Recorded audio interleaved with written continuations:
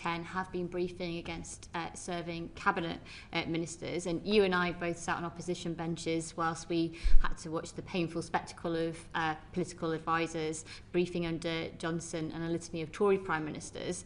Given that your record when it comes to ministers shows that you've acted very decisively and without favour in terms of applying the ministerial code, I wondered if you could say, given your responsibility for setting and upholding standards across government, if you could explain what steps you've taken to establish the facts and how you're going to ensure that number 10 political staff act in accordance with the ministerial code, the special advisors code and the Nolan principles. Yeah, I mean, let me say to start with that briefing against cabinet ministers is completely unacceptable, whether that's from number 10 or anywhere else, and I've made that repeatedly clear to my staff, to the cabinet, and put in place a number of procedures where there have been such allegations to give me a level of assurance that it has not happened in relation to direct briefings against ministers and members of the cabinet. But I've been really clear and consistent on this with my staff, with my team, with the cabinet, and put in place procedures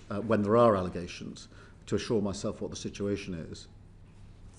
Well, and on the subject of leaks, Prime Minister, last week the Treasury Select Committee had the Chancellor in front of us, and she was very cross about the information that was in the 13th of November Financial Times article by George Parker, a renowned political journalist, and she was clear that that was a leak, and she said, and I'm absolutely categorical, and I'm quoting her here, that this was not an authorised briefing.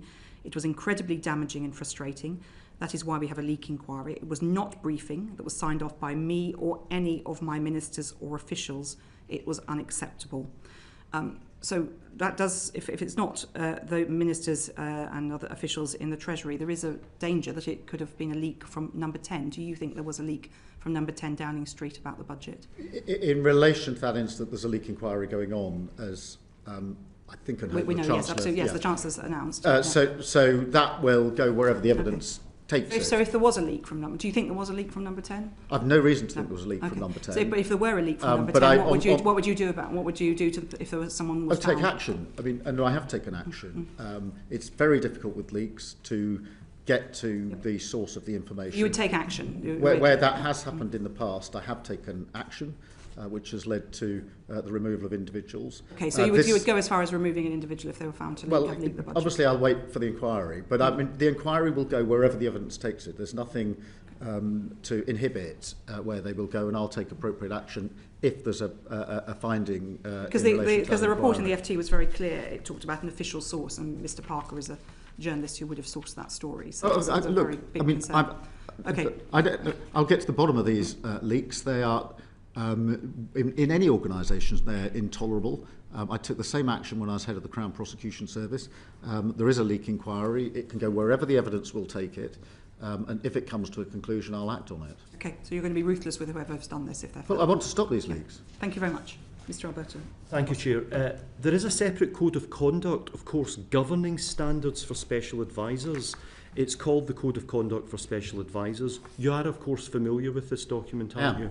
Thank you. Paragraph 13 of the Code of Conduct for Special Advisers states, and I quote, "Briefing on purely party political matters must be handled by the party machine. For the purposes of this code, can you confirm that Labour Party leadership speculation is a purely party political matter?" No, I'm not sure I can. It seems to be pretty right. I mean, in terms of the code, I know exactly where it should be dealt with, but I can say, hand on heart, that none of it is comes from me or is encouraged by me. Well, we'll come. But I just wanted to confirm that it's a purely party political matter in accordance with the code, Labour Party. Well, I mean, I think the code is dealing with political briefings of a political nature, which have to come through the party, obviously, and can't come through the civil service. I think wider speculation is not necessarily a code issue. Thank you. Well, paragraph 15 of the code, just to help you, Prime Minister, goes further. Special advisers must not take public part in political controversy. They must observe discretion and express comment with moderation, avoiding personal attacks. So you're very familiar with the code. I would like to refer to an interview that you gave to Sky News last month. On that interview, for the purposes of assisting you, Prime Minister, I'll just recap that interview. You were asked, you say that that was unauthorised, referring to alleged leaks about Wes Streeting. You said that that was unauthorised. That makes it sound you've lost complete control of your Downing Street operation. Why didn't you sack the person who was responsible for attacking one of your colleagues? You responded, first, let me be absolutely clear that any briefing against ministers is completely unacceptable. That is not a new position for me. It's a position I've adopted ever since I became Prime Minister. I've been talking to my team today and been assured that no briefing against ministers was done by number 10. You're saying it didn't come from Downing Street. And you responded, I've been assured, second time, it didn't come from Downing Street. Who gave you that assurance? Well, I had assurance from within Downing Street on Who gave you that a assurance? number of different levels, different people in my team. Who gave you that assurance? Different levels in my team. I'm not Can going you to... please tell us who gave you that assurance? Were they officials or for special advisors that were giving you assurance? Just give us a special advisors.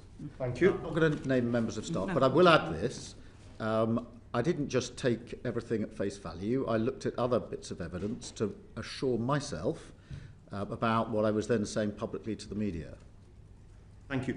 That interview ended as follows. If it didn't come from Downing Street, where did it come from and will you sack the person responsible? You responded, well, I will absolutely deal with anybody responsible for briefing against ministers. And this is the salient point. I've always said that's the standard I expect and that's the standard I will enforce. Although you just answered a moment ago to the chair that you have taken action and you've removed individuals, can you just confirm for this committee that in the example that I've cited, when you said that you would enforce a standard, what standard did you enforce in respect of this example?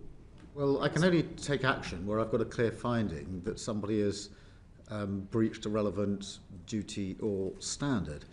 When I have had that, I've acted accordingly. And that's not something new to me as Prime Minister. It's what I did as Leader of the Opposition. It's what I did as the Director of Public Prosecutions.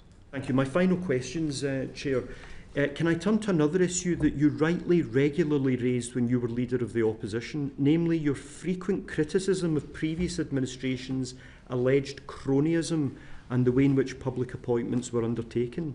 Now, only last month, Prime Minister, you profoundly regretted your own involvement in the appointment process for the chair of the Independent Football Regulator.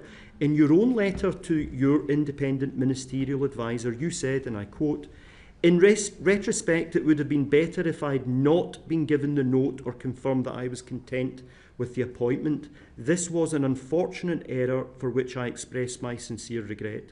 Sir Laurie, in his response, stated, it is regrettable, as you say in your letter, that despite the recusal we agreed in autumn 2024 concerning the Football Governance Bill, you were asked to confirm that you were content with the proposed appointment. Can you give this committee an update on progress of your internal review that you said to Sir Laurie would take place to ensure this breach in standards does not happen again? Well, firstly, can I say, in relation to David Coburn, that he was first approached by the previous government for this role. And therefore, I reject the cronyism allegation, which I don't think should rightly be put in his case. He was then endorsed by the cross-party committee. So he was headhunted by the previous government because of his suitability for the role, appointed by this government and endorsed by the cross-party committee. I had recused myself in relation to the bill. The decision to appoint was for DCMS minister. That's set out in the legislation, in the statute. So I knew full well it wasn't my decision.